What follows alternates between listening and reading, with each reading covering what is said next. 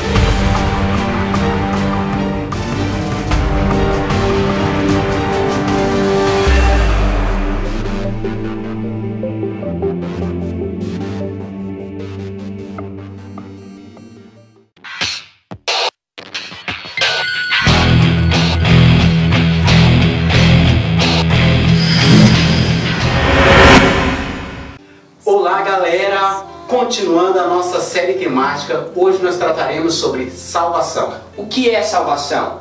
Antes de nós começarmos a nossa explanação, confira aí essa breve animação a respeito de salvação.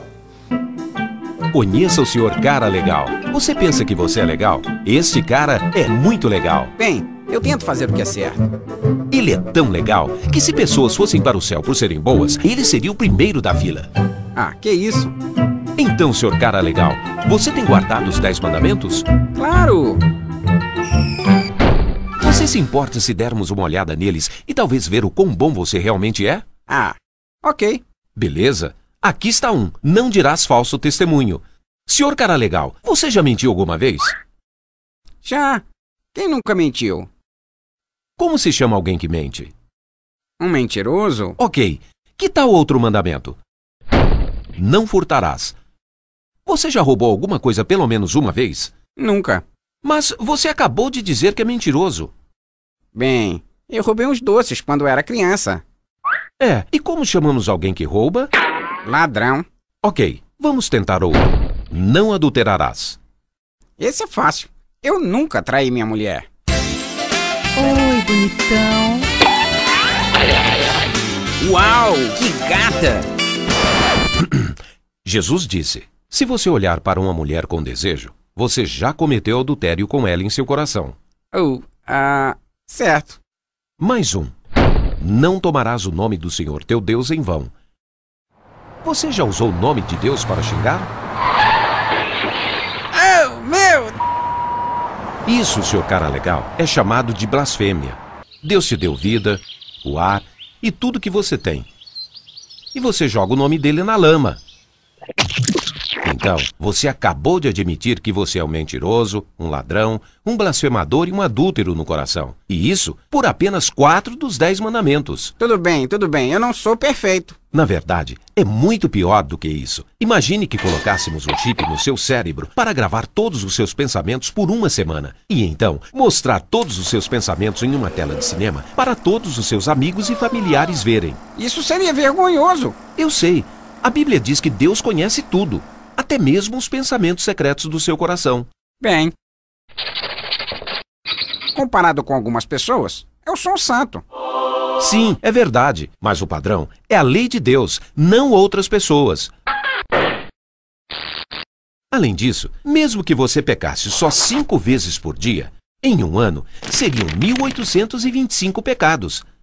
Se você viver até os 70 anos, você terá quebrado a lei de Deus 127.000 vezes.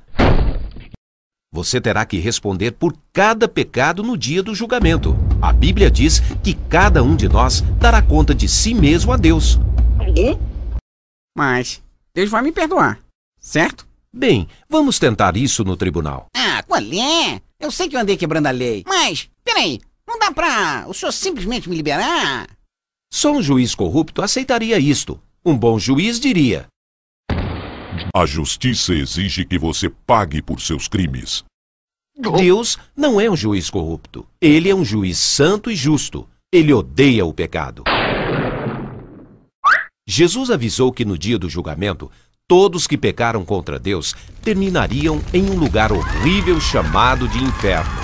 Não haveria como escapar por toda a eternidade. Bem, então como alguém pode entrar no céu? Só há um caminho.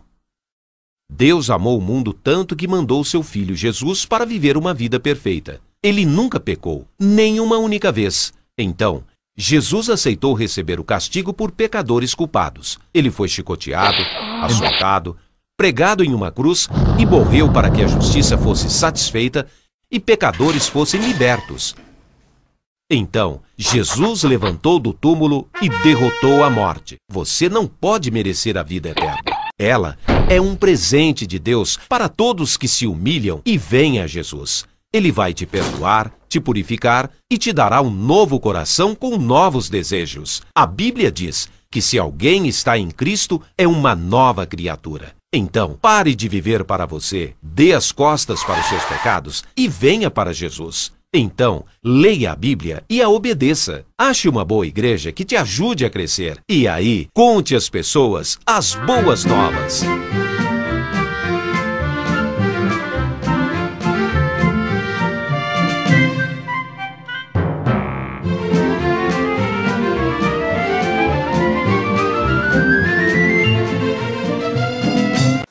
Davi, pelo que nós vimos nesse vídeo, nós não merecemos essa salvação do Senhor. Ela foi nos dada como um presente para a humanidade. É verdade, a salvação de Deus é um presente.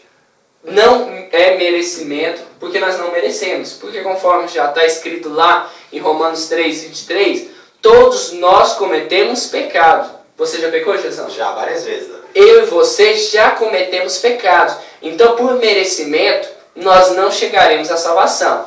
No entanto, através de Jesus Cristo, eu e você temos a remissão dos nossos pecados e, consequentemente, a salvação. E é como diz lá em Romanos 6:23, o salário do pecado é a morte, mas o dom gratuito de Deus é a vida eterna.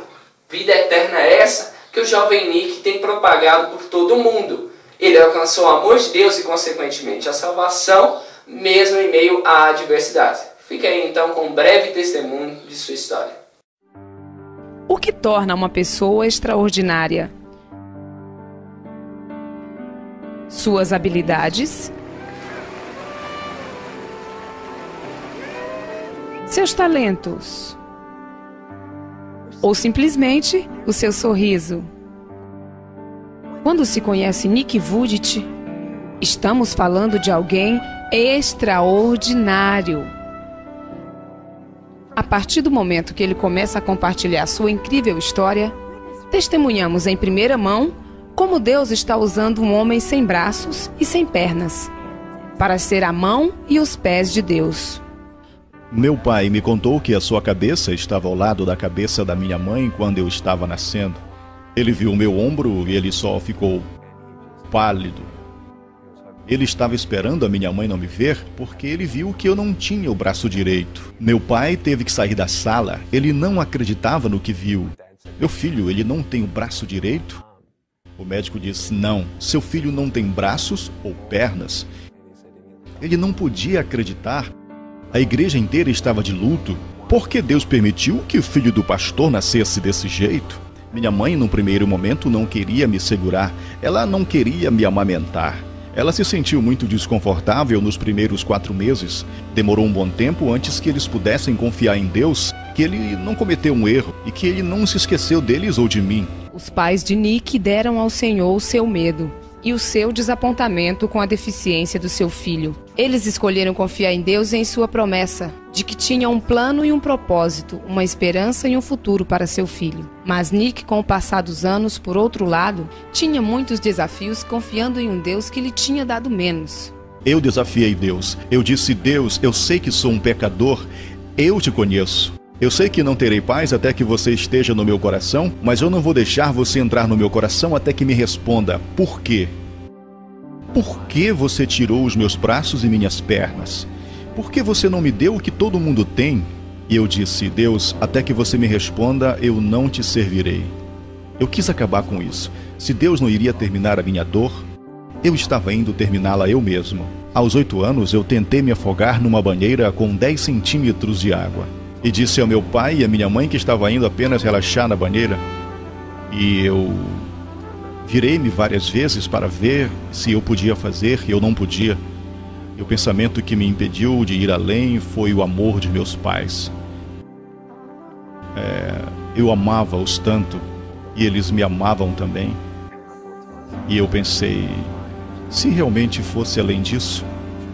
Eu imaginei meu funeral, imaginei meus pais, e tudo o que vi foi a culpa sobre os meus ombros. Essa seria a última vez em que Nick teria tentado suicídio. Mas não seria a última vez em que ele iria ficar cara a cara com as profundas questões que o fez querer acabar com a dor. Um dia, a mãe de Nick teria lido um artigo sobre um homem com uma grave deficiência. E essa história do homem fez um enorme impacto sobre Nick. Eu tinha uma escolha entre estar com raiva de Deus por aquilo que eu não tenho ou ser grato por aquilo que tenho. Mas minha mãe disse, Nick, Deus vai te usar. Eu não sei como, eu não sei quando, mas Deus vai te usar. E essas sementes começaram a penetrar no meu coração. Foi quando eu comecei a ver que não há nenhum ponto completo do lado de fora quando você está incompleto por dentro. Descobri que Deus pode curá-lo sem mudar sua circunstância. Eu dei a minha vida a Jesus Cristo quando li João 9 aos 15 anos, onde um homem viria por meio de uma aldeia, um homem cego de nascença. Jesus o viu, as pessoas disseram, por que este homem nasceu assim? Jesus disse, foi feito para que as obras de Deus pudessem ser reveladas através dele. No 2º capítulo, Timóteo 3, versículo 16, diz, toda a escritura é inspirada por Deus. Eu acredito que Deus inspirou em mim, em vida, em fé. Esta fé veio até mim, esta paz tomou conta de mim. E eu senti que Deus respondeu minha pergunta. E qual a pergunta e qual a resposta? A pergunta era por quê? Por que me fizestes assim? A resposta foi, você confia em mim? Esta é a pergunta. E quando você diz sim a essa pergunta, nada mais importa. E o que especificamente fez você dizer, eu vou confiar em sua palavra? Porque eu conheço sua verdade. Eu vou confiar no Senhor, mesmo que eu não saiba o que o Senhor tenha guardado para mim amanhã. Porque não havia mais nada que eu pudesse encontrar. Porque não havia mais nada que pudesse me dar paz. Eu sabia que braços e pernas não me dariam paz, braços e pernas sozinhas. Eu preciso saber quem eu sou, por que estou aqui, para onde estou indo quando eu não estiver mais aqui. Eu não encontrei a verdade em qualquer lugar, mas em Jesus Cristo. E foi em Jesus Cristo onde Nick encontrou forças para fazer aquilo que muitos pensavam ser impossível. É tão difícil ser forte quando as pessoas sempre dizem, você não é bom o suficiente, vá embora. Nós não queremos fazer nada com você. Nick não pode fazer isso, Nick não pode fazer aquilo, Nick. Na vida, se você não sabe a verdade, então você não pode ser livre. Porque então você vai acreditar que as mentiras são a verdade. Mais uma vez que percebemos que quando lemos a palavra de Deus, e você sabe a verdade de quem é você, eu não sou um homem sem braços e sem pernas. Eu sou um filho de Deus. Eu sou embaixador do Rei dos Reis e Senhor dos Senhores. Eu não sou nada além de um servo do mais alto Deus. Isso não é sobre Nick. Sua capacidade de se tornar um conquistador, isso não é nada. Eu não sou nada. Porém, Deus vive em mim. E agora vivo na força dele. E tudo aquilo que Jesus conquistou, eu conquistei também. Eu acredito que Deus não te dá um milagre. Você é o milagre de Deus para a salvação de outras pessoas. E agradeço a Deus por Ele não ter respondido a minha oração quando eu implorei a Ele por braços e pernas aos 8 anos de idade. Porque, imagina você, eu não tenho braços e pernas, mas Ele está me usando ao redor do mundo. E nós vivemos até o momento, aproximadamente, numa estimativa conservadora, 200 mil almas virem até Jesus Cristo nos últimos 6, 7 anos. E o que você preferiria? Preferiria ter braços e pernas, Nick, aqui na Terra? qualquer que seja a vontade de Deus, porque prefiro não ter braços e pernas temporariamente na terra para ser capaz de alcançar mais alguém para Jesus Cristo e passar a eternidade com eles lá no céu. Nos últimos 10 anos, Nick compartilhou sua história em 24 países, para mais de 3 milhões de pessoas, seja falando no estádio lotado de pessoas ou para uma única pessoa. O coração dele por detrás das mensagens é o mesmo. Deus ama você. Ele não se esqueceu da tua dor. Ele não esqueceu da sua família. E pode ser que enquanto você assiste a este vídeo, você comparou o seu sofrimento com o meu sofrimento. E não é aí que a esperança está. Saber que alguém está sofrendo mais que você, não é aí que a esperança está. Mas a esperança está no nome de Deus, no nome de Jesus Cristo. Esperança é quando você compara o seu sofrimento com o infinito e imensurável amor e graça de Deus. Isaías 40, versículo 31 diz: Mas os que esperam no Senhor renovarão as forças, subirão com asas como águias. Eu não precisei que a minha circunstância mudasse, eu não preciso de braços e pernas, eu preciso das asas do Espírito Santo. Eu estou voando porque eu sei que Jesus está me levantando. Não desista de Deus, porque Deus não desiste de você.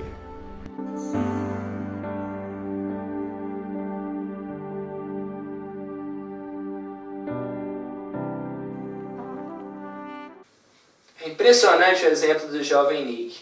Alguém que foi tocado pelo amor de Deus e que foi transformado totalmente por esse amor. Deixou de ser uma pessoa sem esperança e passou a ser uma pessoa cheia de vida, cativante, cheio de amor, que tem impactado as vidas aonde quer que ele passe. Ele conseguiu assimilar esse sacrifício que o Senhor fez por nós lá na cruz do Calvário. Fique aí com o clipe de Leandro Gonçalves, Getsemane, que exemplifica essa história do amor de Deus pela humanidade.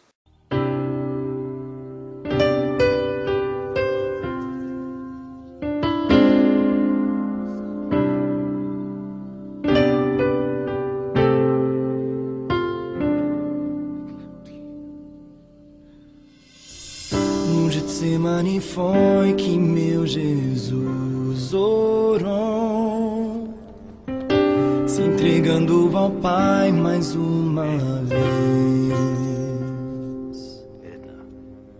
Logo vieram pessoas para o levar para a maior das provações. Ele tanto amou, tudo suportou. Ele carregou a nossa cruz. Oh, ver os cravos nas mãos, seu corpo a sofrer naqueles momentos de dor. O mestre a chorar, e foi por você que ele mostrou tanto amor. Os soldados cuspiam no seu rosto nu. Posso ouvir o clamor da multidão.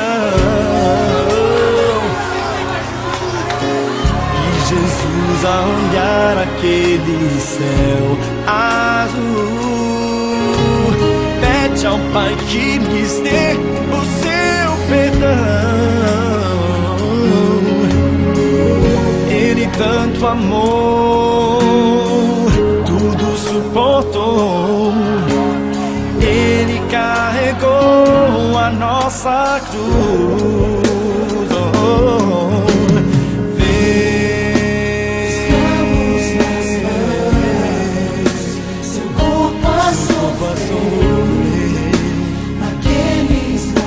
Naqueles momentos de dor, o mestre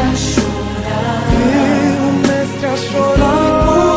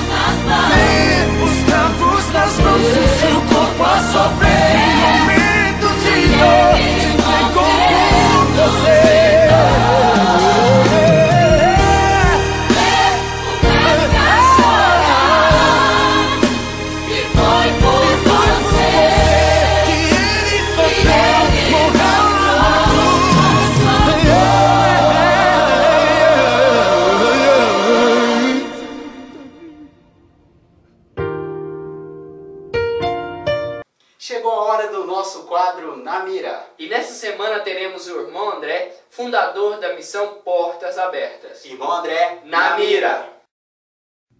Os governantes ainda acham que a Bíblia é um livro subversivo e perigoso. E por que eles têm tanto medo da Bíblia? Uma pergunta importante realmente, cuja resposta pode explicar o porquê de tantas perseguições. Porque a Bíblia nos faz novas pessoas.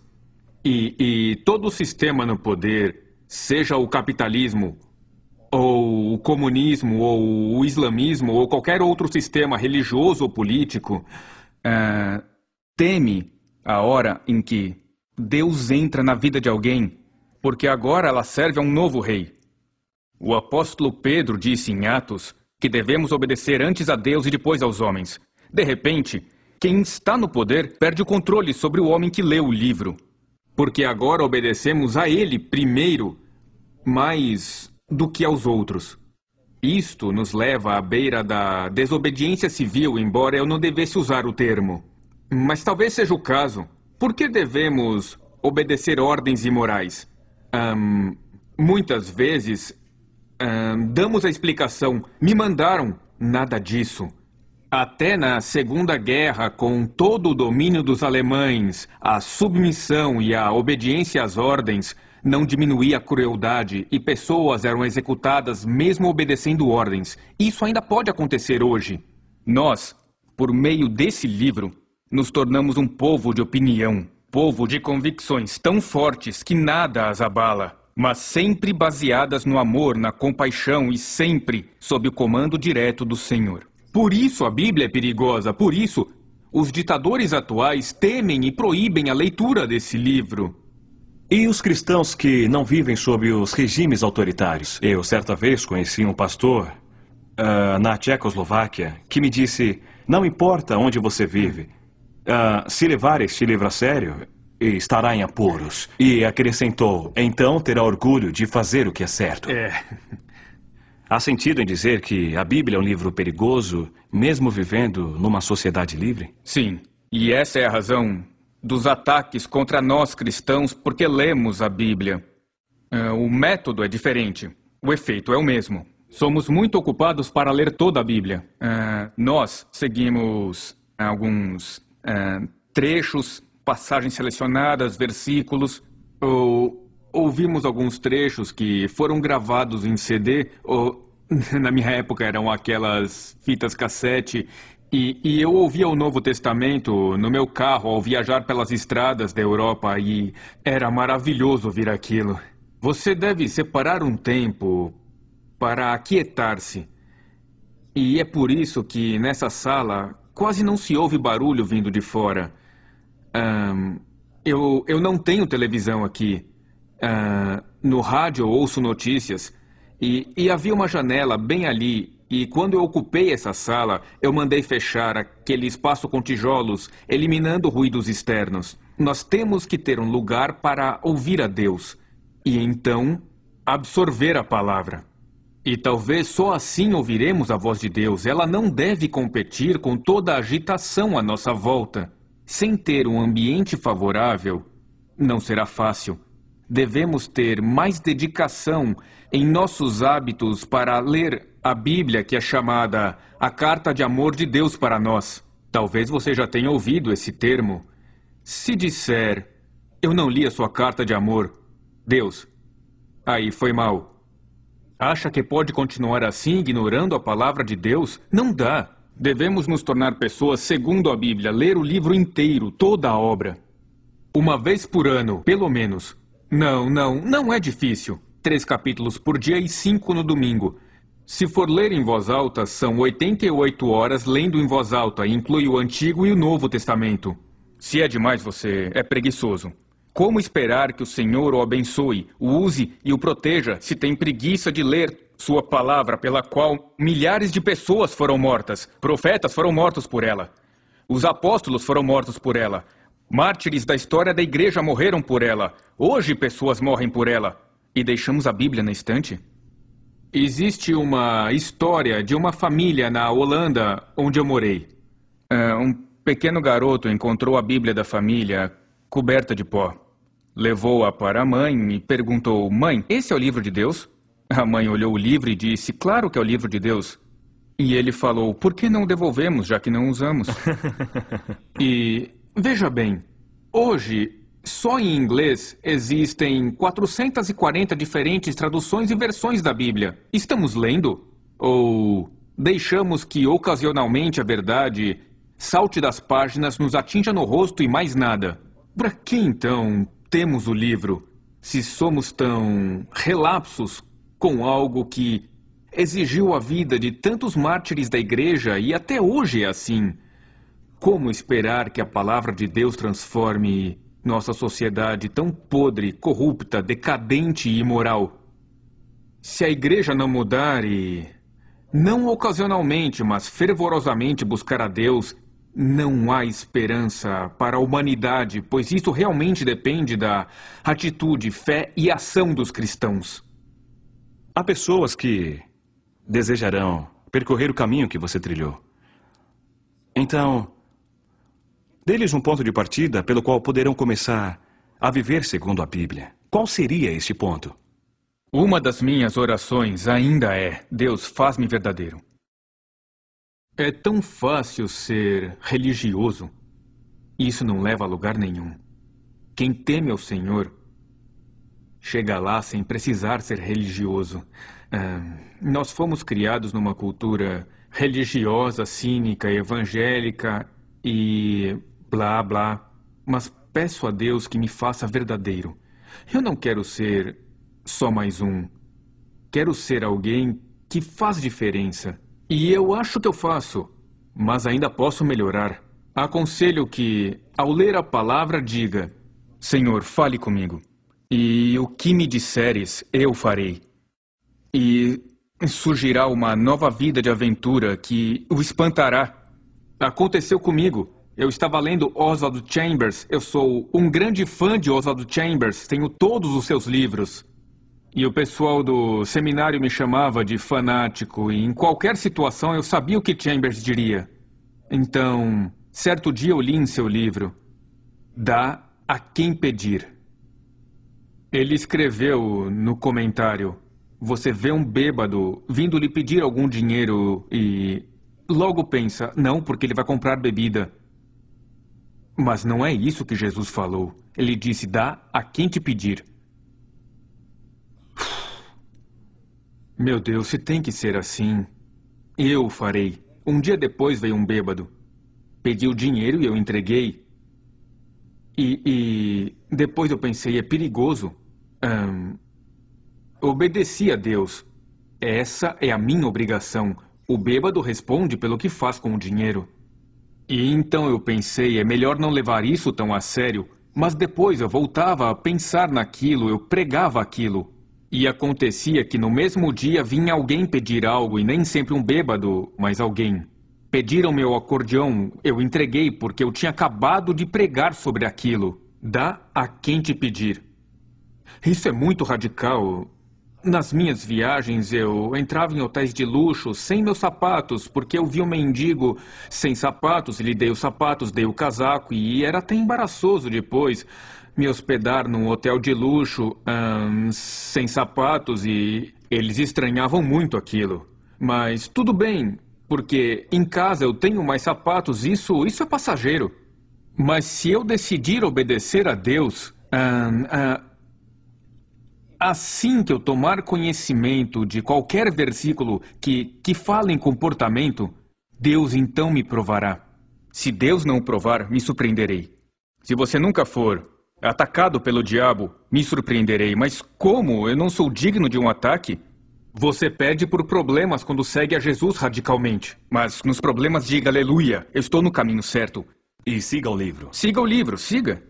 Ele transforma a sua vida, e agora, quando leio aquele texto no Sermão da Montanha, penso ser melhor esperar até pregar sobre isso de novo. Porque Deus nos leva a sério, e isso é encorajador. Aleluia!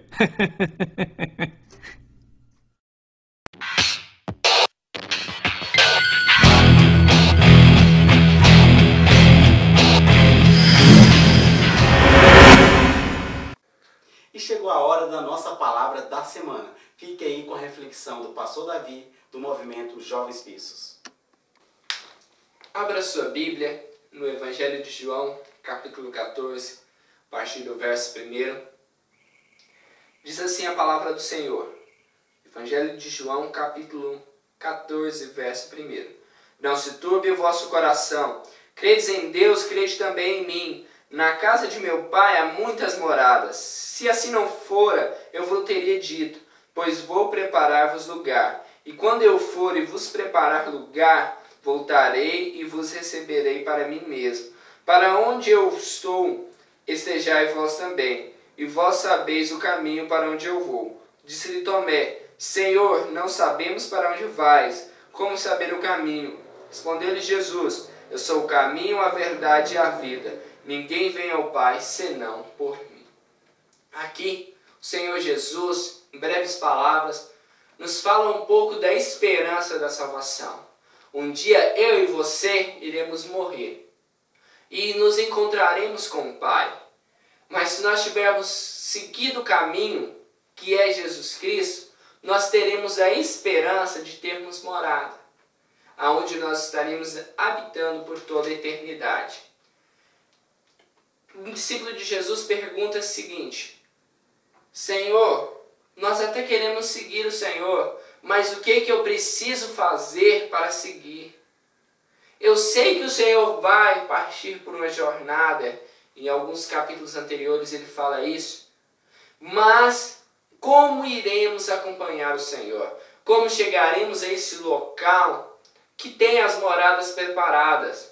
O Senhor Jesus, então, fala que Ele é o caminho, Ele é o modelo para ser seguido, para que nós possamos, então, alcançar esse destino.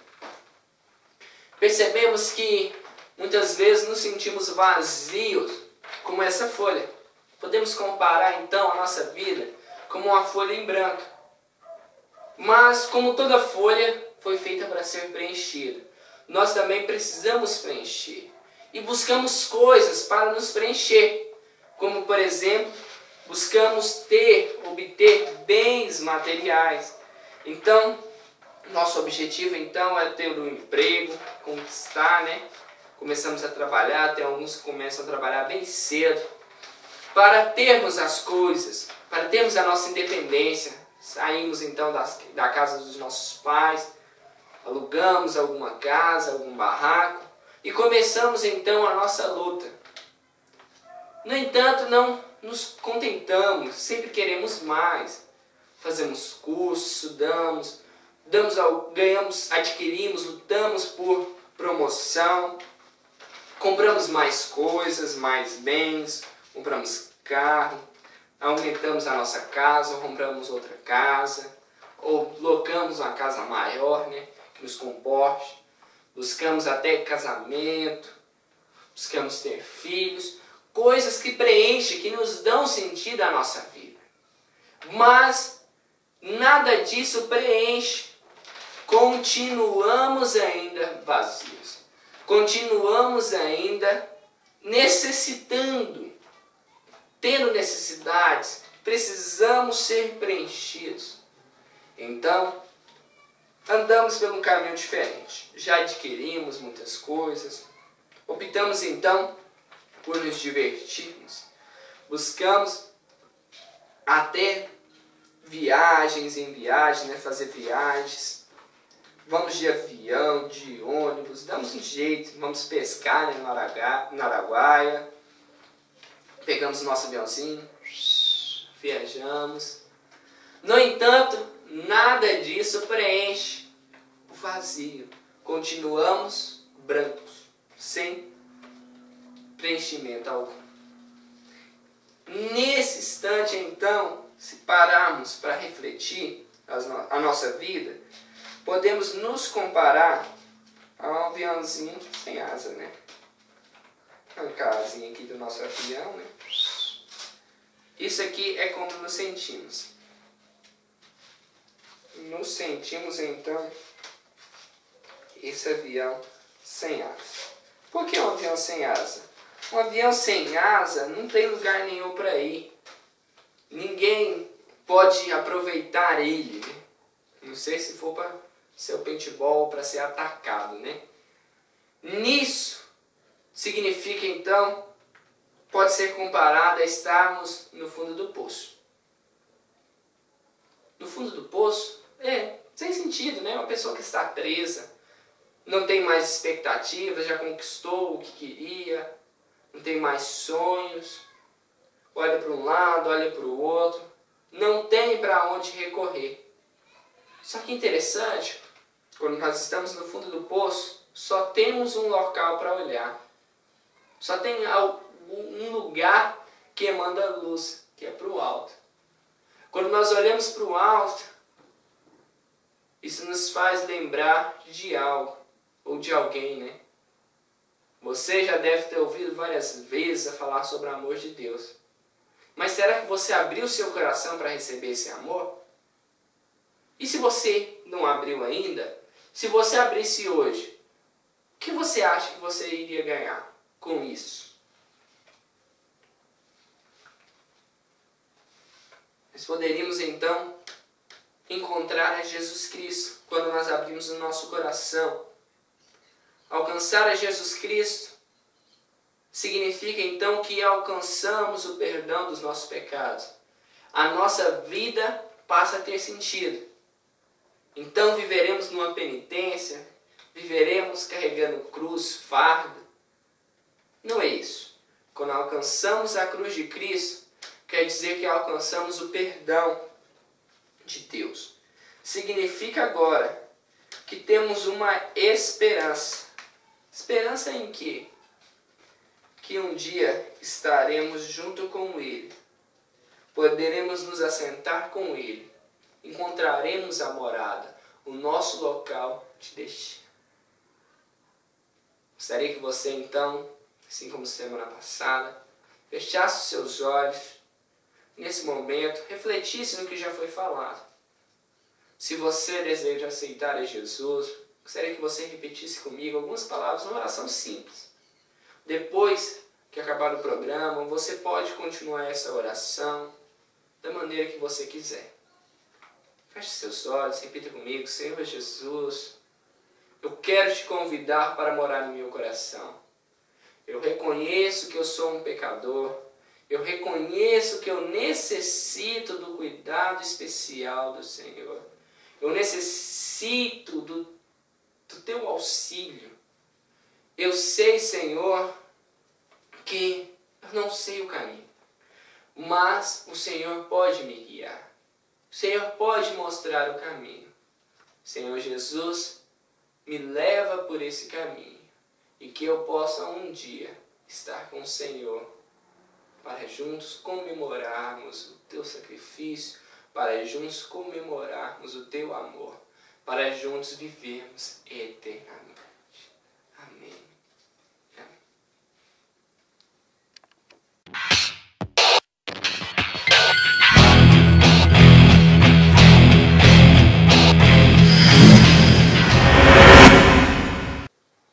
Chegamos ao final de mais um programa Jovens Pistos Online. Muito obrigado a você que assistiu o nosso programa. Continue curtindo a nossa página no Facebook. Se inscreva no nosso canal no YouTube. E até a próxima semana com Jovens Pistos Online.